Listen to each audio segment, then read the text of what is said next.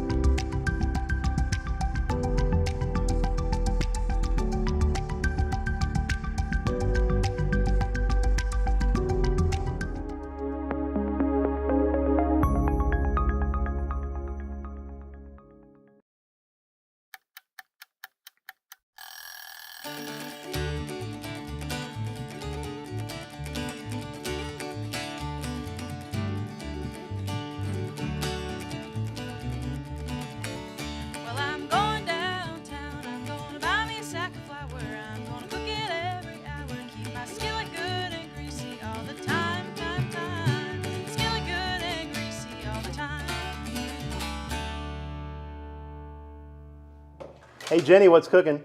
Not much. What's cooking with you? Well, it's April, Jenny. That's the cruelest month, Jonathan. Yeah, T.S Eliot said that, and so tell me, Professor of English, when T.S Eliot said April is the cruelest month, and that whole bit, what was he talking about? Who the hell knows what T.S Eliot was ever talking about? But I do know that I don't think April's all that cruel at all. I love it. The red buds are popping. The jonquils are all blooming. Tulips are coming up. Thank you. Things are beautiful outside. It's been a pretty sweet April so far. It's been pretty great. Chilly and rainy, but we definitely interpreted this very differently. A little differently, I think.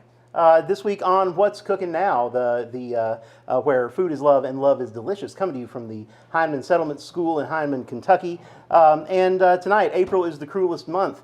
And so I'll tell you how I interpreted this a little bit. I thought, what's a common modern cruelty? What is something that we see these days that is cruel? And I think that sometimes in April, when people are starting to travel a little more, it seems like it's posting those pictures that they do when they're off traveling someplace, and they post pictures of the delicious food that they're eating. And when I say those people, I mean me, frankly. That's what I was going to say. I was going to say, you know who does that all the time, and I get really jealous, is you.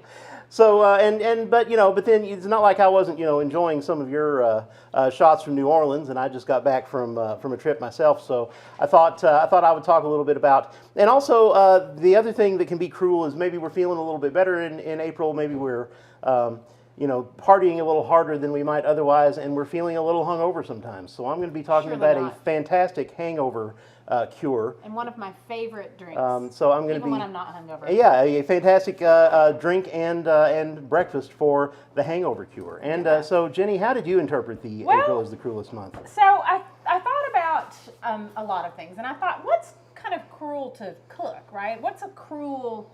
So a lot of our vegetarian friends would say any sort of meat, really, and I thought maybe I can get some foie gras, but I can't really get foie gras.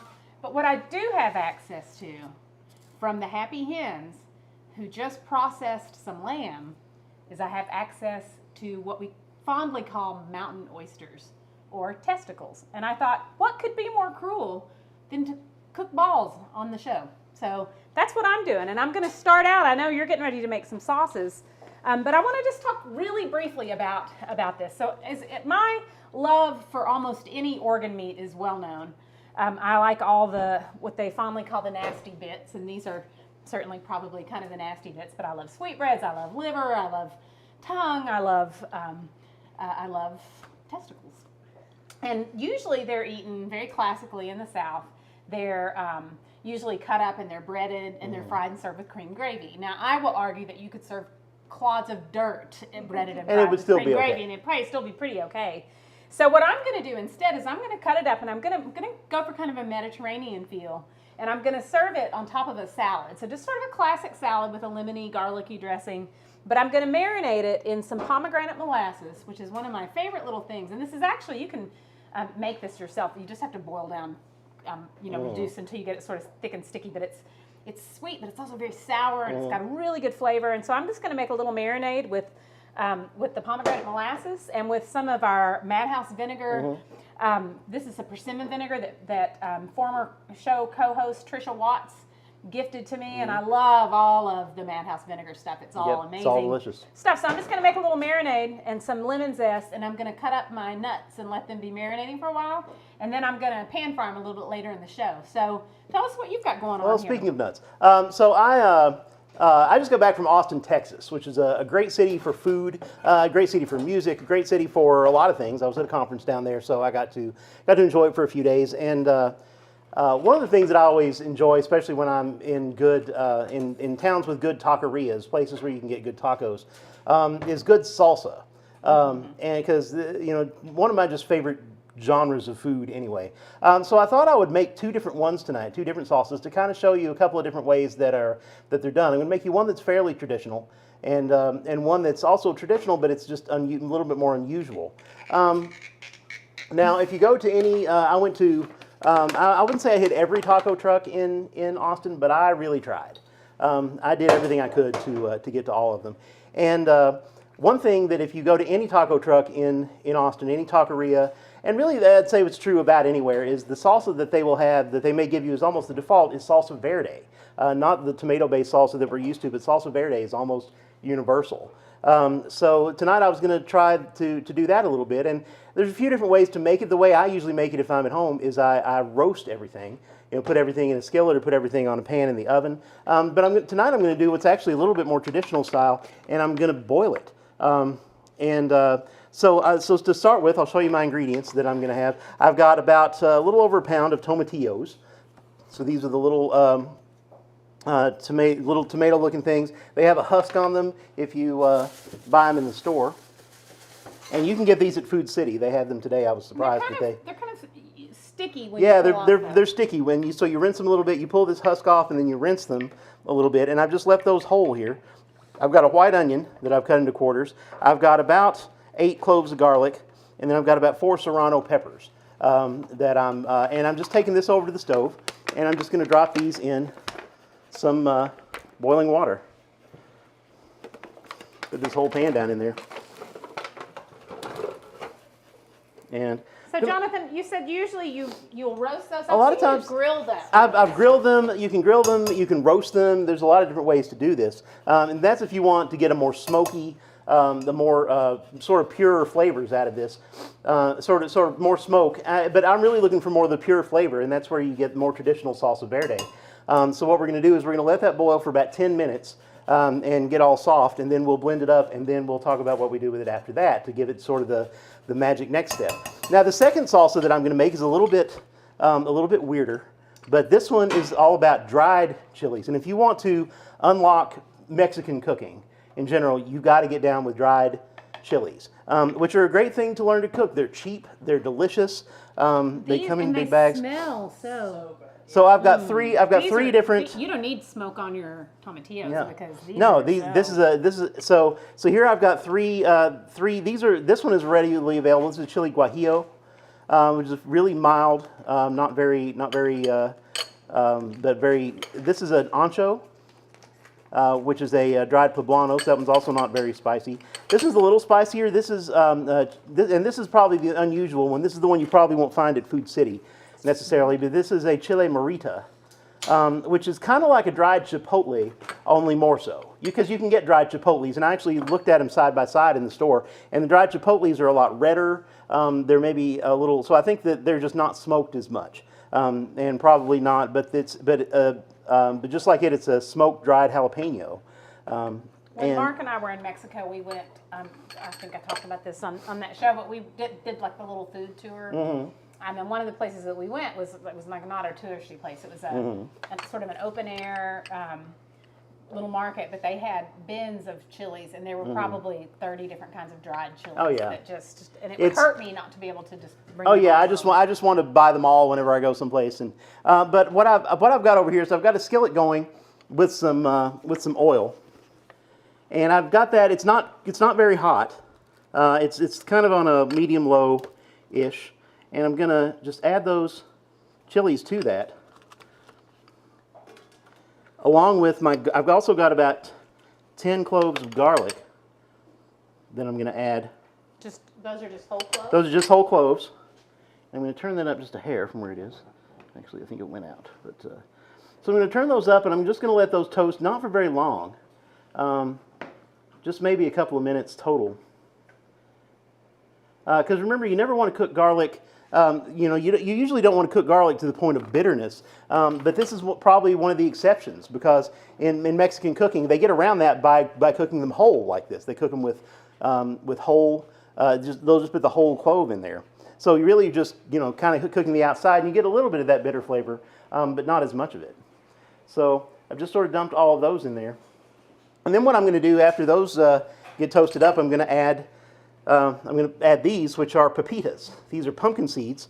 It's not like it's not exactly like a pumpkin seed like you get from your jack-o'-lantern, but these are raw. These are just regular unprocessed pumpkin seeds. I'm curious about those because that must be some varietal. I think it's a variety of pumpkin. Yeah, if anybody knows exactly where one gets pepitas, but when you get pumpkin seeds out of your pumpkin, they don't look like this. They're white. Yeah.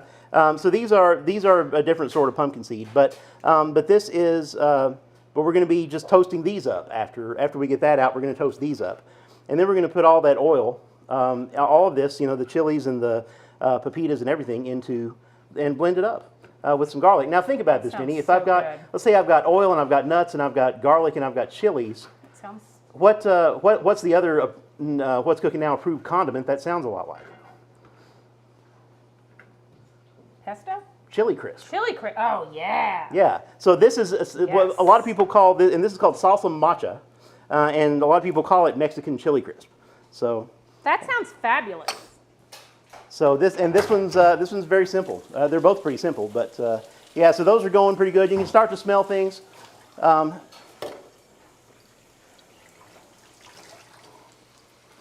So again, you don't want to overdo this. Just a couple of minutes, you'll start to smell it. You don't want to run yourself out of the kitchen. We've done that before on this show. That smells so good. Yeah, Look at because that. you got all that. Because these are not especially hot chilies; they're just smoky. They're really blooming in the oil. Yeah. So Yeah, and I do you didn't- need to like flip them around so like that side gets Yeah, better? Sam had just flipped them a minute ago, and I'm gonna just sort of toss them around a little bit and not let them. And I haven't seeded these or anything. I've just because again, this is all going in the blender, so That smells amazing. it's all good. So when those get soft, and if you get chilies like this, because a lot of times you'll get them in a bag and they're kind of brittle and nasty. The thing to do is get a Ziploc and put them in there with a very, very lightly damp paper towel and leave them overnight, and they'll get and they'll plump up. But yeah, about the time you start smelling everything really good, I think you can start pulling that garlic out in particular. So I'm gonna just move all that to my bowl.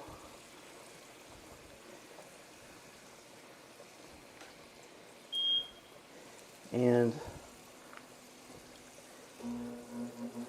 I had some of this at a wonderful place called Nixta Taqueria in Austin.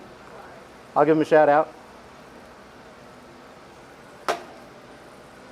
That they had you can take these Merita chilies and you sort of make almost a hybrid of what I'm making tonight.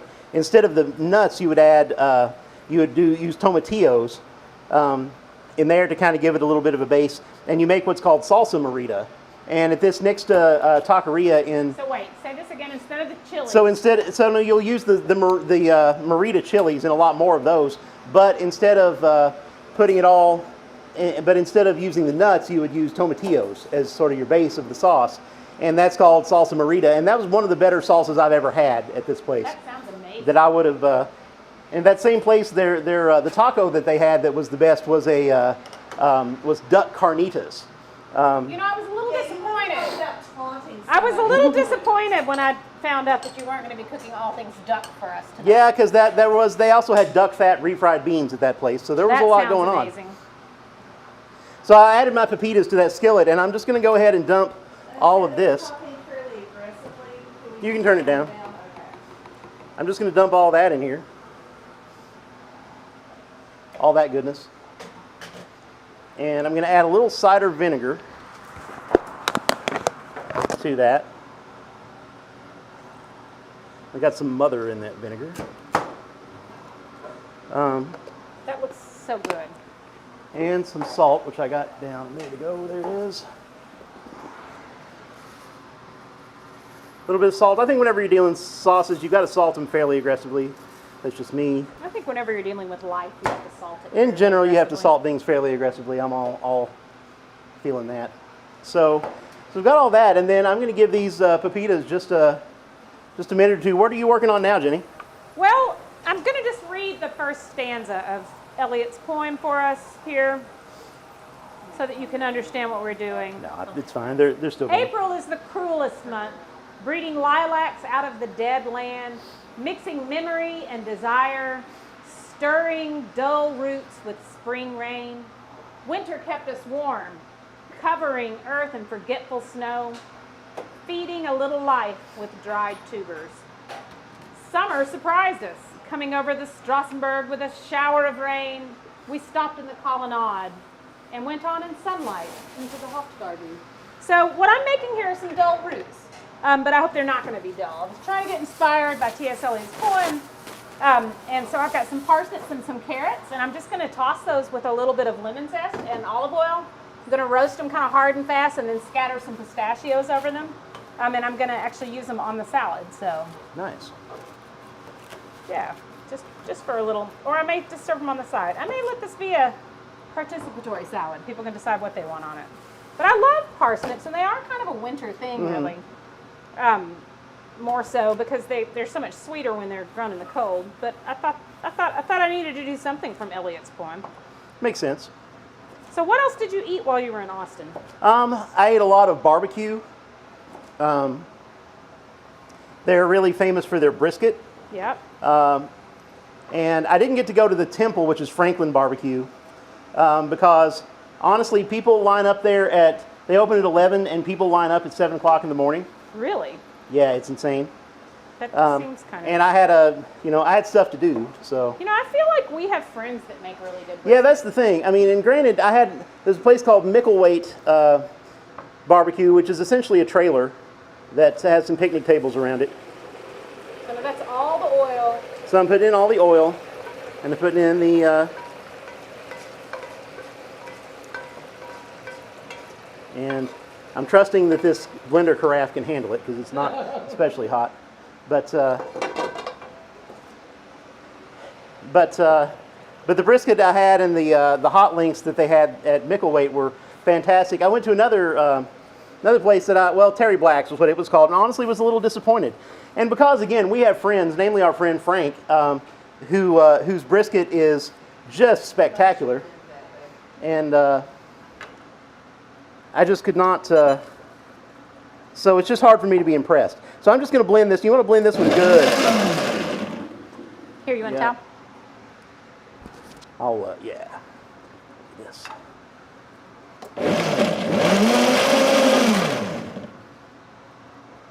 That smells fabulous.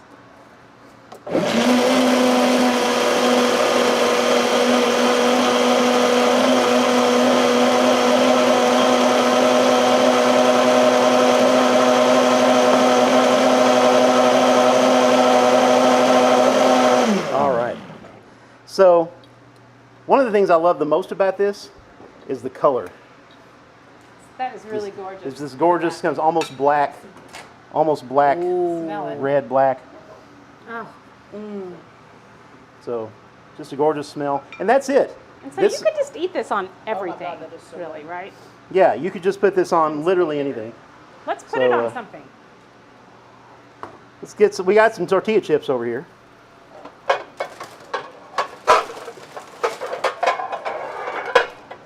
And I'm actually going to pour the rest into this bowl because I don't want to lose any of that.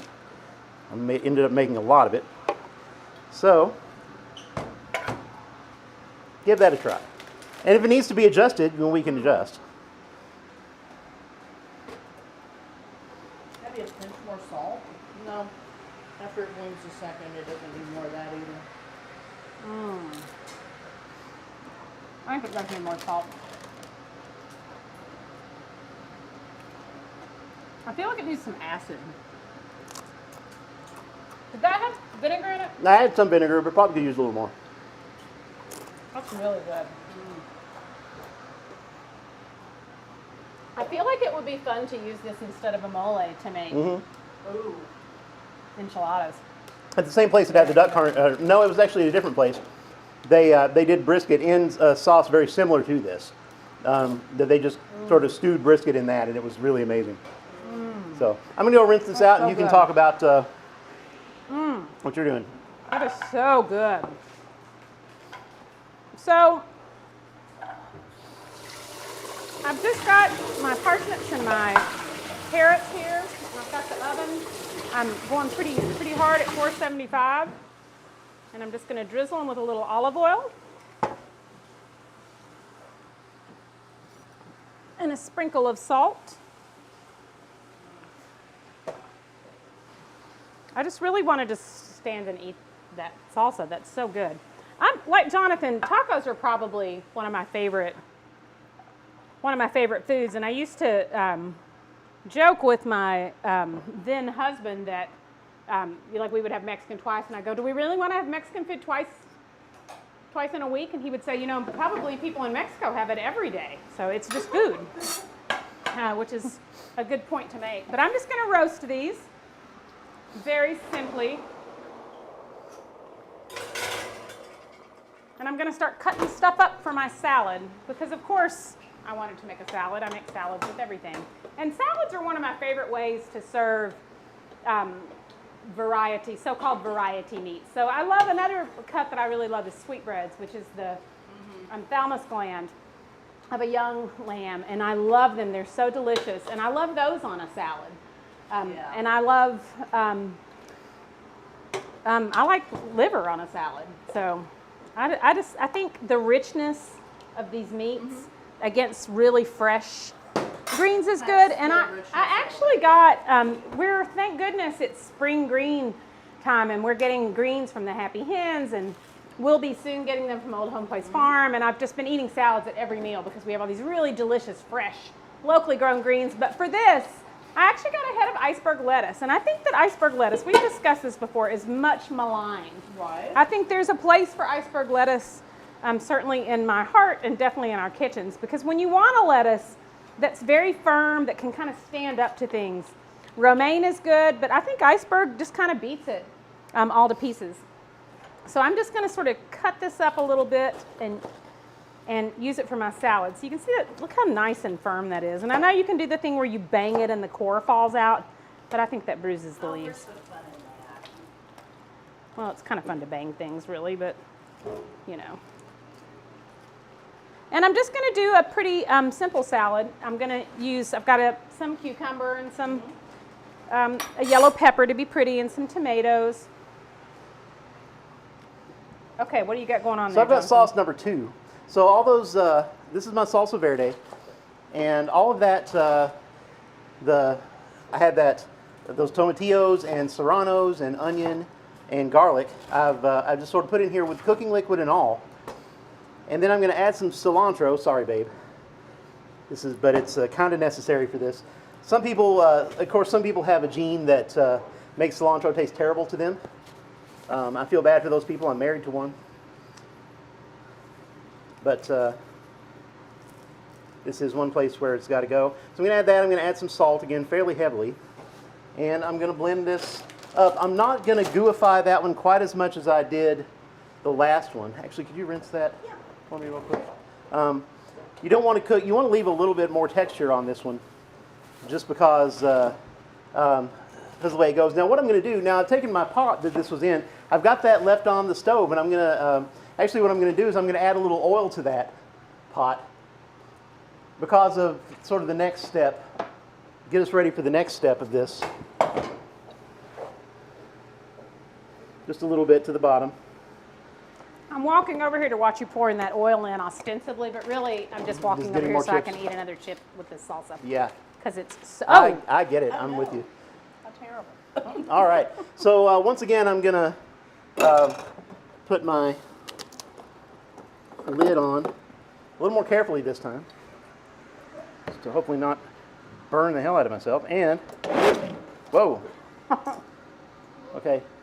Can you turn the speed down when you start it? Yeah, I think maybe I'm at full bulldog and don't need to be.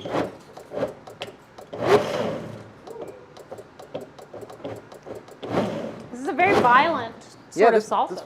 blender is no joke. Assertive, is that what you said, Tam? No. Yeah, it's definitely in my face. All right.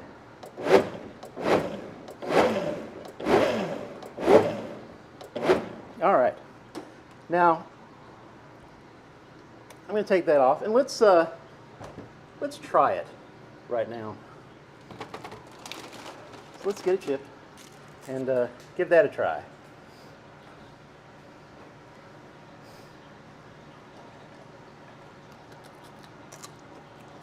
Definitely all the flavors there. It's very fresh,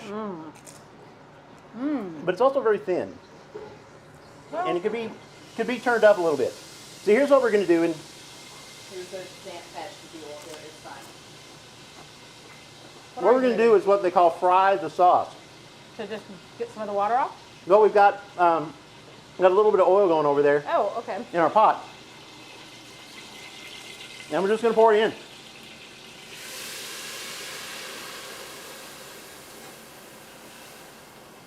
This is a technique I'm not familiar with. Tell me Yeah. more about it. So this is, you're just sort of adding the oil, and that's just going to give it a little bit of browning that happens on the bottom, but at first. But mostly you're just going to let this simmer for, again, we're going to let that go about 20 minutes. Let that thicken, let it concentrate just a little bit, and that is going to be delicious. So what's going on with your flatbreads here? Well, it's not coming together as nicely as I'd like it to. This is a recipe that I really love because it's so easy. It's not a risen flatbread, so it doesn't have yeast in it.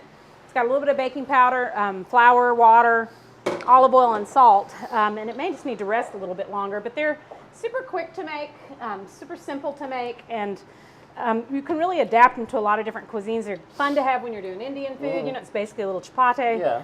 I usually use tortilla. I like corn tortillas with Mexican, and I don't usually make those from scratch because I'm not good at it. Have you ever made tortillas? I have once, and yeah, I mean, it's a lot of work, and I think somebody who's good at it, it wouldn't be that tough. I think I suspect that I just don't have the correct kind of masa or something. Yeah, I'm sure. We need abuelas. We need abuelas to teach us how to make them for sure. But I'm just gonna put some of these on the griddle so that we'll have some. I'm gonna divide this into probably maybe 4. Yeah. Different, but I'm going to knead it a little bit and let it rest a little bit first. That'll work. While we're doing that, we'll take a break. It's you're watching What's Cooking Now. Tonight, April is the cruelest month, however one interprets that. So you'll come right back, and you'll have more deliciousness for you.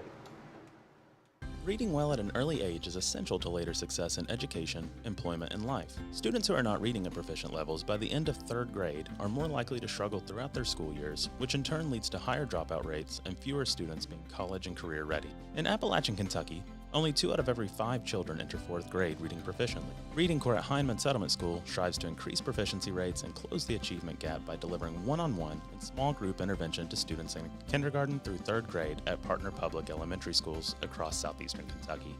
Each of the settlement's 40 members serves a caseload of 15 to 20 students and provides up to 30 minutes of daily instruction in phonics and comprehension to eliminate the barriers their students face to grade level reading. By ensuring that every student has an opportunity to succeed, Reading Corps is making a difference in strengthening our communities. For more information, visit hyman.org/Reading Corps.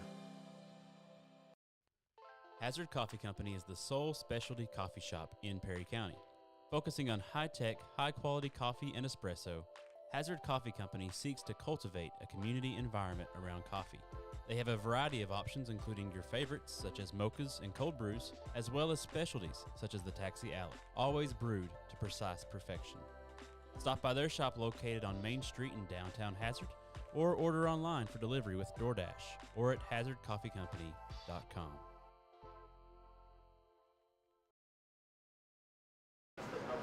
And we're back with What's Cooking Now, where food is love and love tastes delicious. We've got some stuff cooking up. April is the cruelest month, but we're not here to be cruel. We're not here to be cruel. Though sometimes if you're if you've now this time this trip to Austin, I must admit I'm a little disappointed in myself. I did not have a hangover the entire time I was there, but because I took it fairly easy. But if you happen to be there, then this drink that I'm going to try to make for us tonight, you want me to go ahead and do the drink, or you got something? So I would love for you to do the drink. So micheladas, Mark Arnold discovered micheladas when we went to Mexico and had never really had them before. And I think they're his new favorite thing. Yeah, it is a beautiful thing. For good reason, because it's perfect flavors. It is a beautiful thing. And so the first thing I'm going to do, I always start with my garnish. And I have here some tajin. That's Mexican seasoning salt. Instantly recognizable label. How do we pronounce it? Is it tajin or is it tajin? I hear people say it both ways. I would think tajin. If our friend Maggie Roll, who is welcome home, Maggie. I could ask. We will ask her at some point. But I'm pouring some of that in a bowl. I've got a couple of pint glasses that I'm going to rim with some lime juice.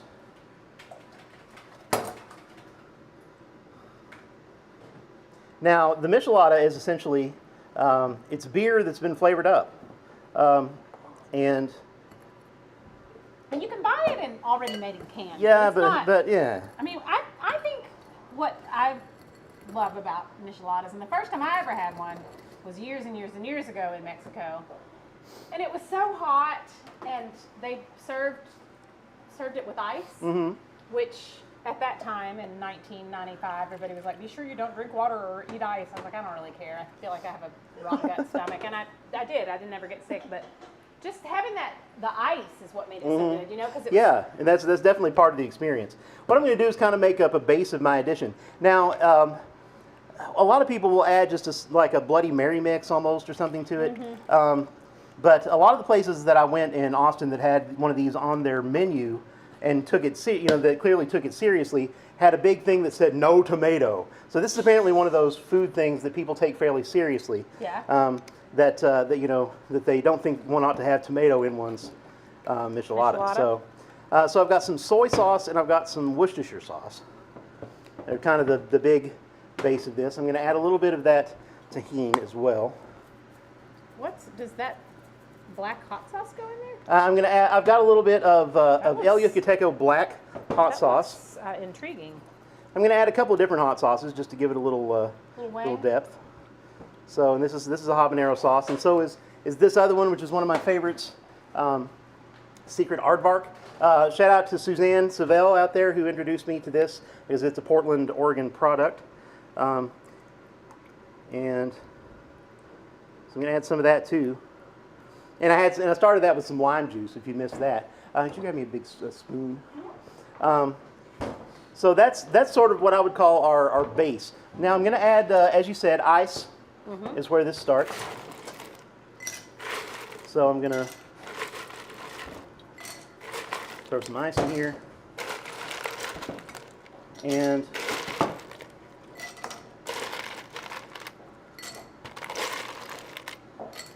all right. And then I'm going to add some of that base. So what goes first, the base or the beer? I would probably add the base first. Can I taste the base? Yep. Hand me a couple of tecates, maybe. Spicy? Yeah, but not overly Not so. overly? Not cruelly so. Yeah, one not might say. cruelly spicy. I don't know if my So- flatbreads are going to work out here. And then, just top that off with your favorite Mexican beer. I'm a Tecate man myself. Modelo would certainly work here. Corona, if you must. If you're somebody who doesn't enjoy beer, then you could have a Corona.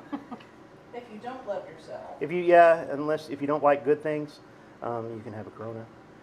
And I really I would serve this, and the way a lot of places that I went to serve these as unstirred, and with the rest of the beer on the side.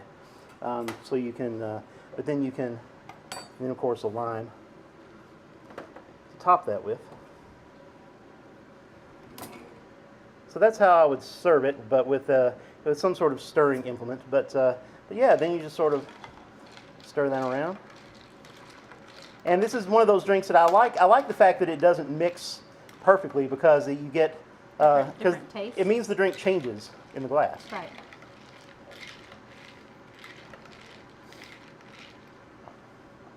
All right, salud. Oh yeah, savory, That's so refreshing. a little spicy, a little limey. Just A little hit of salt there on the rim. yeah, the little hit of salt. Yeah, so that's that is the hangover cure to beat them all right there. It's That's the really so good. and there are a million variations on it. One of the great things. Now I'll tell you one thing that I did not get to try while I was there, because I read about it, unfortunately, about the time I was going back the last night. But a place called Geraldine's in Austin takes that base, with extra lime juice and everything, and makes a popsicle out of it. What? And then they just serve the beer with that down in it. It's called the Michelada Helada. That's kind of fun. And if you think that's not going to happen this summer at the pool, you are just nuts. Do you have any little popsicle? We do, in fact. Okay. So so that is totally happening. So what's going on? I like that. So I think I'm about ready to saute off my testicles. And I wanted to just read this. Please excuse my pronunciation of any words that are not English. This is from Anissa Halou, who wrote something called The A to Z of Awful for The Guardian. And she says, because of the sexual connotation, testicles are almost always referred to by a different name, except in the Arab world, where they are simply called balls of sheep. The Italians call them, how did we say that, gioeli? Gioeli, which means jewels. Gioeli. Or we looked this up on Google and made Google Translate say it for us, and I still can't say it right. Or animal. While the French alternate, I love this. The French alternate between les joyeuses, the happy ones, les joyeuses, the happy ones in the feminine, and I guess one can understand why. She says, that's not my addition. Animals or amorettes, darling ones or little loves. Amorettes. Confirming the opinion that the French know how to live. So I'm going to call these amarettes. Amarettes. Amarettes is also the name given to spinal marrow. The Americans, puritanical as ever, refer to them as prairie or mountain oysters, also as Montana tendergroins, which was, I hadn't heard that one. I liked that one, Montana tendergroins. How is that better? It's not very puritanical, right? And I think we can call these Boonville tendergroins. Cowboy caviar, swinging beef, Swinging beef. or calf fries. It's also So, my favorite, and they were adult bar. cow fries were reported to be a favorite of former U.S. President George W. Bush. So I'm just going to saute these, and I want to do it. And I would have talked more about how to clean testicles, but these came already processed from the Happy Hens. They were already had the outer skin removed, and they were already ready to be cut up into pieces and fried. What I would love to do that I haven't done yet is I would love to grill them. So I looked at several recipes, and that looked fabulous. And you grill them, instead of removing that outer membrane, you grill them in that, and it splits open.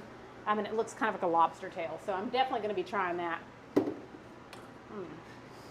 All right, so I've turned this up so I can, if I can get my flatbreads going. Is this it for me? That's yours. Okay. I'm turning mine on too and adding some oil to it just to get it going here. So I'm going to get this, pretty hot because I want to cook these very quickly and I don't want to overcook them. And they're going to be very tender. And by that I mean they'll fall apart. Huh? Yeah. Yes, and I need a spatula, please.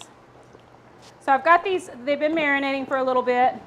They smell good, and you can see I've got them cut up into just these sort of little pieces. And you can see how delicate and tender that meat is. So they're going to firm up a little bit when we cook them.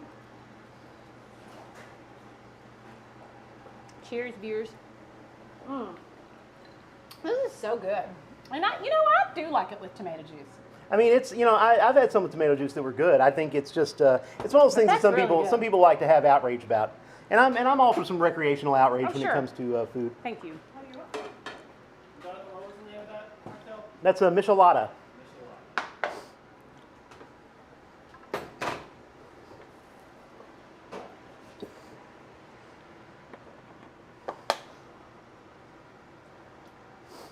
I don't want too much oil in here. Got these nice new fairly non-stick pans from Hyman Settlement School, so I shouldn't need too much. I'm just going to wait until the oil is kind of shimmering. And real quick, I'm going to check my sad roots. They are perfect.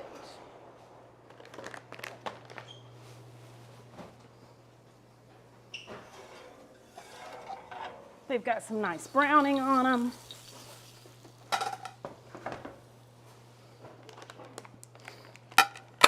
And I'm just going to scatter these with some toasted pistachios.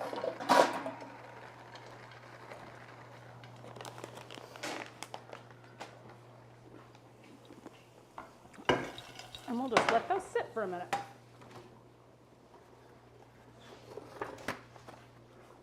Is my oil shimmering, Tam? It's almost there.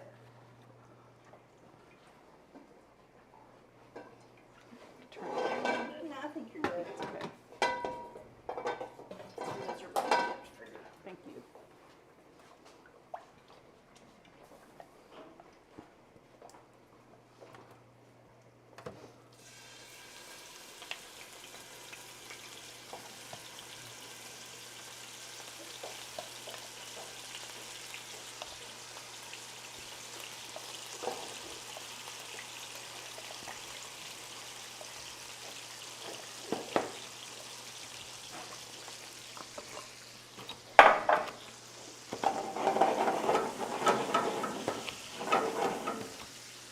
So you're not going to cook those for very long at all, No, right? I'm not.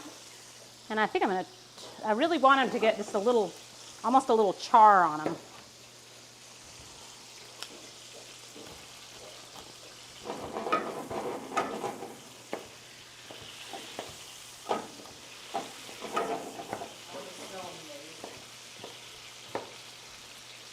Do smell good. I'm not gonna lie.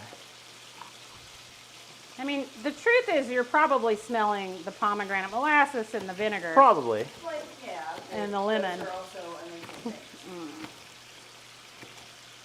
despite all that. I'm somebody who doesn't get squicked out by organ meat exactly, but I just don't enjoy it necessarily. It's just it's not something not a flavor profile I especially like.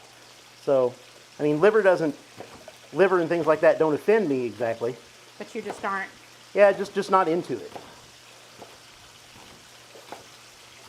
I also have at home from the Happy Hens some lamb tongues that I'm really excited about. And I need to get my hands on some goose fat because what I want to do is confit them. And then the recipe I saw was actually for pork tongue. And you confit it and then you slice it and sear it. And so the lamb tongues are tiny, as you can imagine. So I'm going to join Jenny at the stove and start adding some tortilla strips to some oil. Migas are one of my favorite breakfasts, and I love them because corn tortillas, why do they have to come in a package that's this big? Why do you have to buy so many? And so inevitably I end up with a package of sort of stale corn tortillas, and this is my go-to way to use them. That is, I mean, migas means crumbs in Spanish. So the idea of this is one of those things that you just take everything that you've got left over from cooking, the night before, and you just sort of scrape it all into some eggs. I mean, it's almost hard to define what migas are, but really I would say it's eggs with stuff in them and some salsa. Probably the best way to describe it. So we've got some scrambled eggs. Let's do a few more than that. Okay. I think those aren't the biggest large eggs. But now, can you just use regular old tortilla chips? Sure. You can do that. I've used crumbled tortilla chips. I've done that many times, and it's fine. Would not argue with that. But if you can fry a few up yourself, that's definitely gonna add a little special touch to that. So I've just started with that. I've got a fair bit of oil in there. I'm just gonna let those. What's going on with your? My sauce back there is thickening up. So that doesn't need to be on much longer. In fact, I may go ahead and pull that off. Remember that this is on and hot. Yeah. Let me go ahead and just turn that off. You can see that's thickened up a fair bit. Yeah, it really has. And especially once you stir it up, it's going to be thickened up nicely. And I'm just trying to get a little browning on these. They're almost done.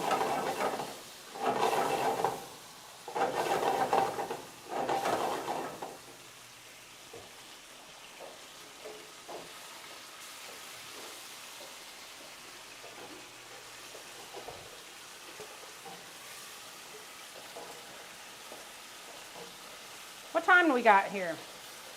Time for a break? It's time for a break. Let's. We're watching What's Cooking Now on right here at the Heinemann Settlement School on Facebook Live and on YouTube. Thanks for joining us, and we'll see you here in just a minute. We'll have some tasty food we'll be plating up. The Red Spotted Newt is a locally owned independent bookstore located in downtown Hazard, Kentucky, specializing in Appalachian literature from authors such as Silas House, Gurney Norman, and Annette Clapsaddle, among many others. The Newt also offers a full collection of art and gifts, including Little Bubby Child prints and these sweet cards inspired by The Office. Check out their store located at 221 Memorial Drive in Hazard, or shop online through bookshop.org. And be sure to follow them on Facebook and Instagram at the handle Red Spotted Newt. Take your pointer finger, and I want you to mash down all the blue dots with one finger. Okay. Just one finger. Yeah. And hold it flat. Any finger? Hold it flat so you cover up all the strings. Our Pick and Bow program is more than just music lessons. It's a way for young people to express themselves through music. Our wonderful team of music teachers seek to empower students to develop their own unique voice through music. Learning to play an instrument is often not an easy task. It's hard work, but it teaches valuable life skills like collaboration, active listening, and creative problem solving. And when young people are given the tools to be successful at something difficult, the confidence that emerges from that serves them in every area of their life. Bluegrass and traditional music is often played in group settings. And we believe this is really important because it helps young people connect with themselves and with others and their community and see their role in a group, and how do you add to the group sound, and how do you listen to what's going on around you and add to it. And because we focus on teaching traditional Appalachian instruments and songs, young folks are not only learning about Appalachian music, but they are actively participating in the rich musical traditions of Appalachia and Eastern Kentucky and claiming it as their own.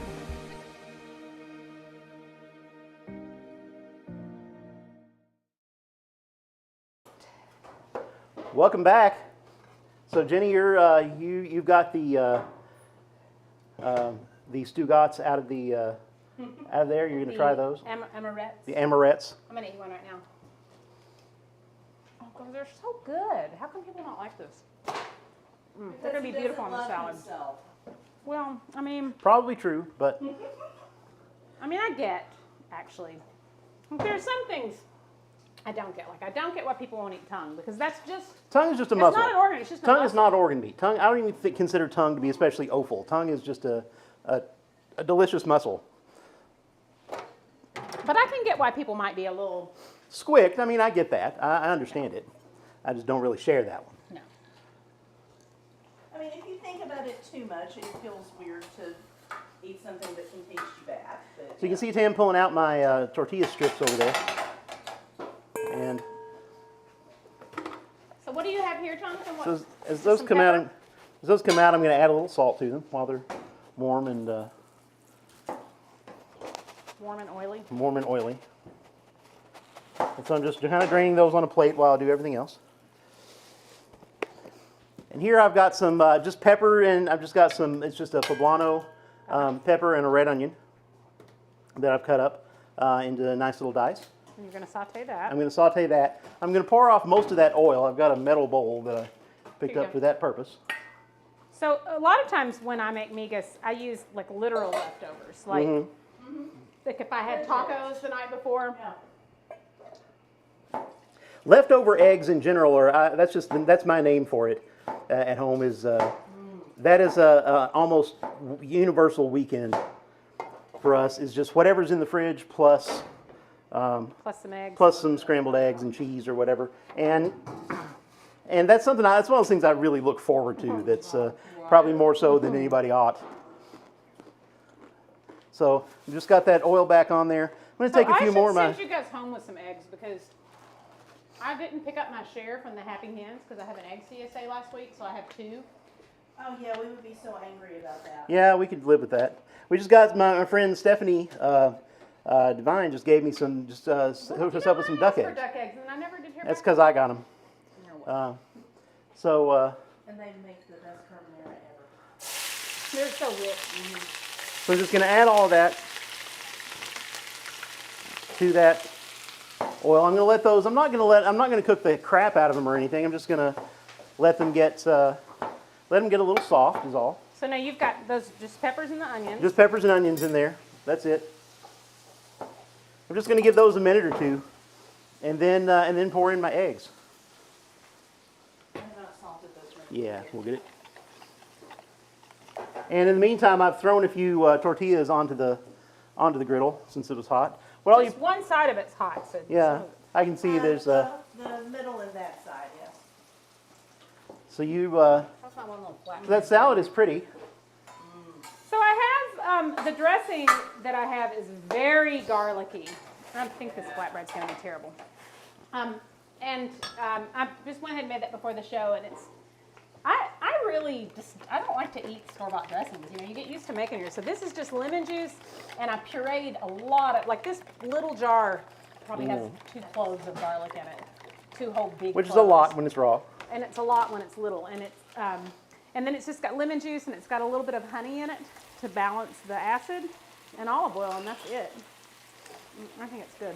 And I'm gonna drizzle this over the salad, and then I've also got a little parsley. This is parsley and cilantro. The parsley I bought, but the cilantro is from the Happy Hens, from my pour that CSA, off and into the olive bowl. oil, and 1 serrano pepper for a little heat that I'm gonna drizzle over the amarettes, which is my new favorite thing to call them. I really am so happy that it is spring. don't feel like we had enough winter, to be honest, but I'm so happy to get fresh greens again. It is about that time. I'm very delighted. So my that onion and garlic and pepper are getting soft a little bit. Don't want it too brown. Now you've got some cheese for this as well, right? Yeah, I've got a couple of different. We're going to do 2 different cheeses on Oh, it. yes. In fact, The more cheeses, the better. Always, I think. I'm just going to pour in now. These are just beaten eggs, and I've not added anything to those. No salt, no pepper. I've added salt, but I've not added any milk, any other liquids. I'm just a purist when it comes to scrambled eggs. I just added that, and again, this is a little more oil than you might usually use. This is an inherently greasy dish. But that's okay. The But that's okay. micheladas will cut it. Yep. So, got some tortillas on the flat top over here.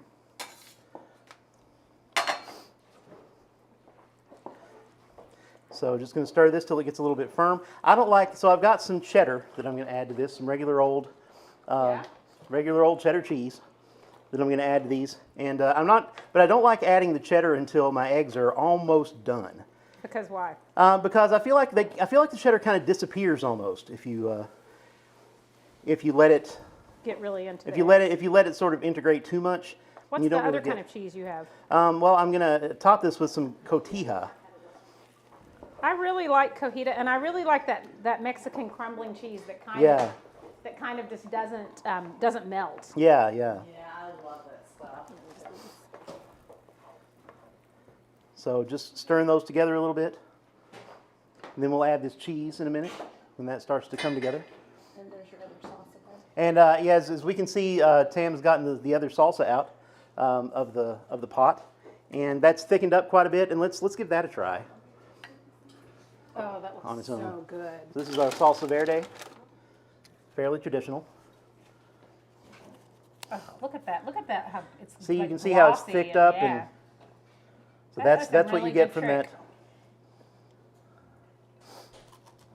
Oh, that is so good. Mm-hmm. You know, I've never made salsa verde and boiled the tomatillos. I've always. I think I like this better than. Yeah. I'm double dipping. That's so good. Look how beautiful this dish is. That is a really gorgeous dish. And we could conceivably serve that with a big dollop, right? Oh yeah. Of either or both of these salsas. I intend to, in fact. To me, the salsas are part and parcel. Now, so my amigas they're still looking a little bit wet, so that's when I like to turn it off. Alton Brown says if it looks done in the pan, it's going to be overdone on the plate. So I'm just going to stir in that cheese and just kind of let the heat from the eggs melt it.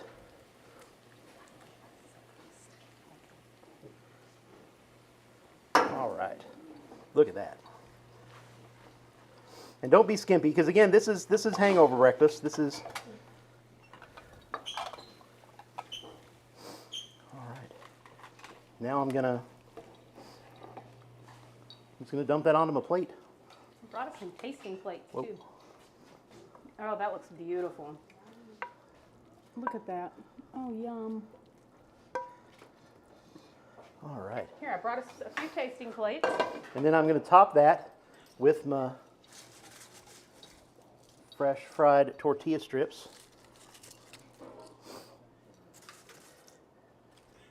And then I'm going to give that a nice, crisscross of the red sauce.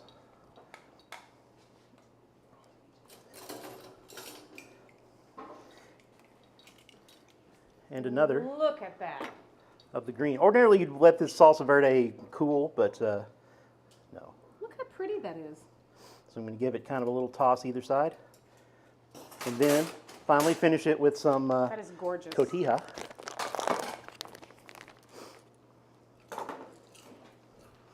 Which is almost like a Mexican Parmesan.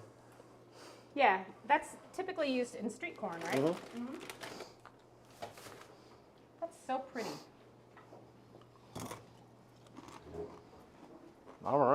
Is any of you finishing up your plate over there? My plate's done. Well, actually, it's not done. In just a minute, it will be.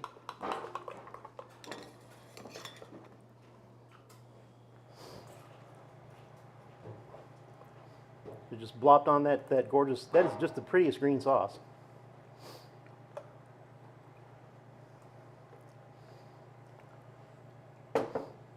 There we go. Look at us.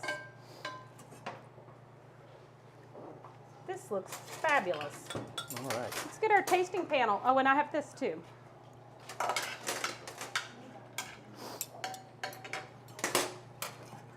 All right, boys and girls, get in here and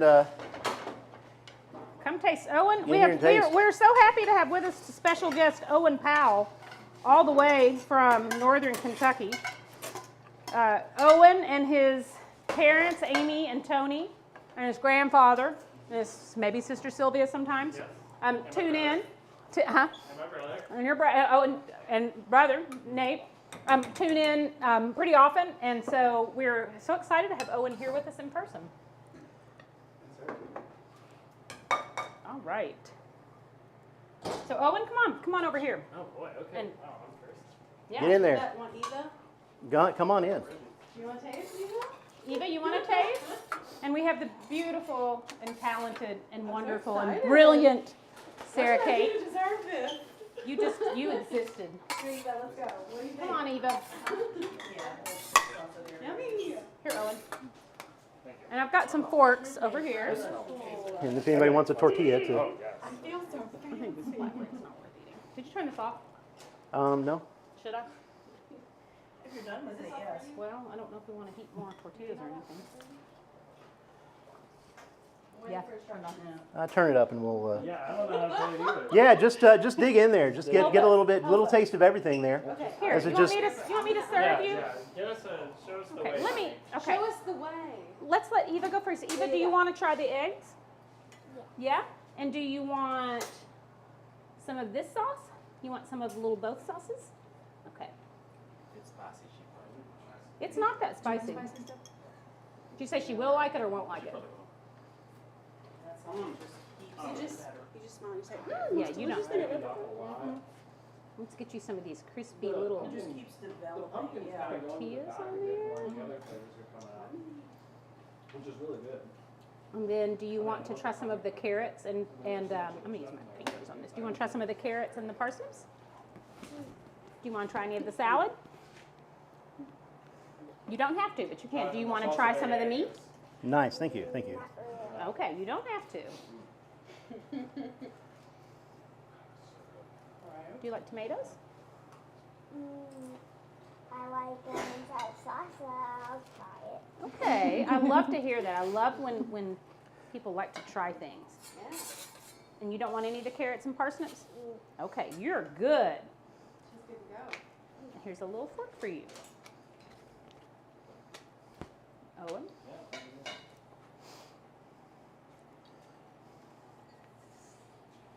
I think we should call it the Boonville sirloin instead of the Montana tenderloin. I like it. That's just my bad. The I sirloin. thought really long. and Oh, by hard the way, about if you want to add some avocado to that, Oh. to those Oh, eggs, wow. Oh, that's wow. another. Now you tell me. Okay, I want some of both. I want some of all of It's it. like an omelet in a bowl. It is. It is sort of like an omelet in a bowl. Yummy. For that, those guys. Owen will eat the what did you just decide to call them? Boonville sirloin. Sirloin. Sirloin. Sirloin, I like it.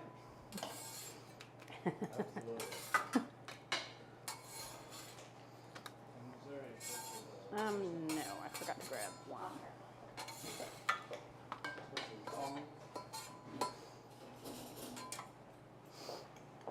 Sweet, thank you. I don't know what texture I thought the meat would be, but You like very it? nice. Isn't it? I don't know what I expected. So good.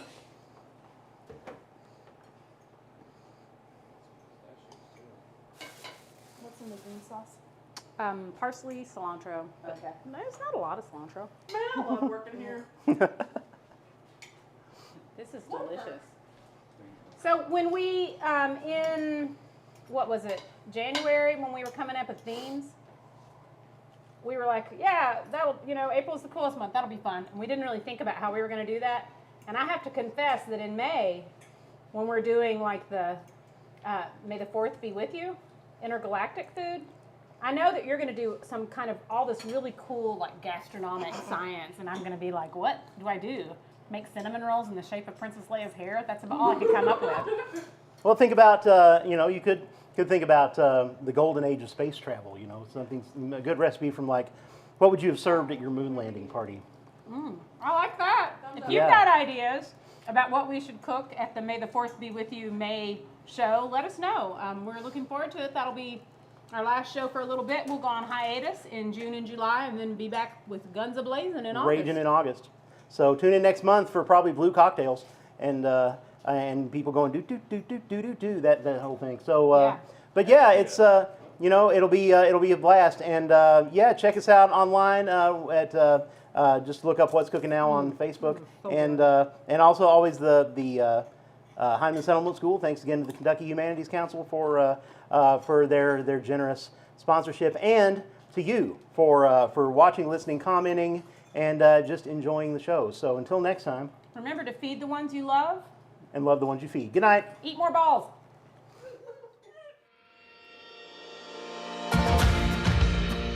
What's Cookin' Now is a production of Hyman Settlement School, with funding provided by the Kentucky Humanities Council.